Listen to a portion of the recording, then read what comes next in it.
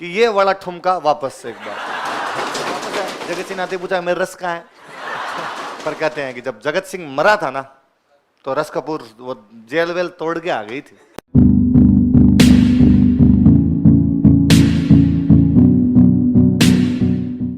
हुआ क्या था, एक डांसर थी रस कपूर, जयपुर की एक बहुत अच्छी डांसर थी। लोग डांस देखने जाते, जो भी पैसे वाले लोग होते, पैसे वाले कौन, या तो सामंत या सेठ, तो सामंत सेठ डांस देखने जाते, उछाल के आ जाते। एक दिन जगत सिंह डांस देखने चला गया। जगत सिंह को डांस तो पसंद आया,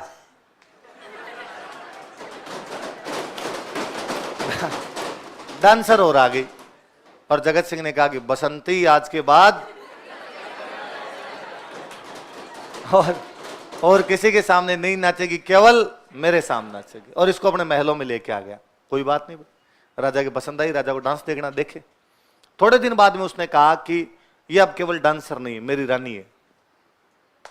ये भी कोई बात नहीं, बंदा जिसको जी में उसको रानी बनाए, नहीं आए तो नहीं बनाए। थोड़े दिन बाद में उसने कहा कि ये मेरे साथ दरबार में साथ में बैठेगी, तो एकदम उसको बराबर बिठाने लगा। ये भी कोई बात नहीं, तेरे जी में उसको बिठा, तेरे जी में नहीं है उसको बिठा। थोड़े दिन बाद कहा कि जब राजा की सवारी जयपुर के अंदर निकलती है तो ये मेरे साथ हाथी पे भी बैठेगी, मतलब इसके बिना मैं रह,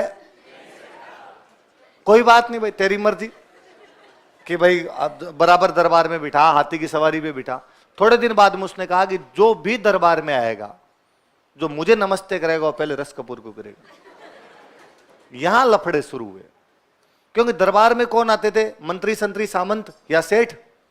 वो सेठ और मंत्री जो कभी पहले रस कपूर का डांस देख के आते,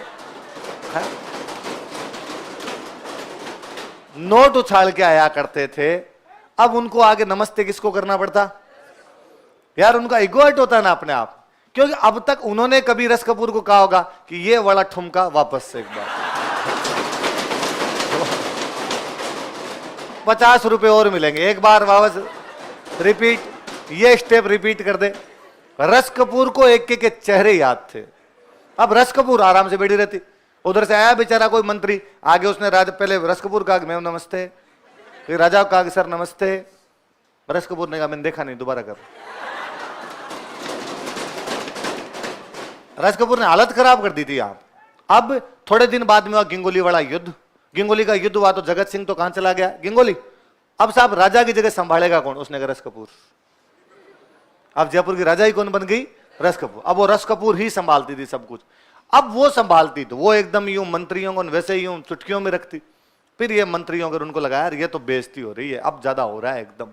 और फिर चौमू पड़ता है अपने चौमू पास में, या चौमू का एक सामंत हुआ करता था, वो एक दिन रस कपूर को पकड़ता है, नारगढ़ के किले में बंद कर देता है, गिरफ्तार कर लिया था, बंद करो अंदर, और बाहर गार्ड लगा दिए, गार्ड का बाहर निकले तो टांगे तोड़ देना। तो जगत सिंह आया थोड़े दिन में, गिंगोली वाले युद्ध से वापस आया। जगत सिंह आते पूछा मेरा रस कहाँ है? मंत्रियों ने कहा साहब रस तो नारगढ़ है, पर यदि बाहर लेके आए ना तो आपको मार देंगे। तो जगत सिंह का वो बढ़ने दो, फिर मरना तो किसको है। पर कहते हैं कि जब जगत सिंह मरा था ना तो रस कपूर वो जेल वेल तोड़ के आ गई थी। सिग्नल तोड़ ताड़ के वाली फीलिंग लेती पूरी।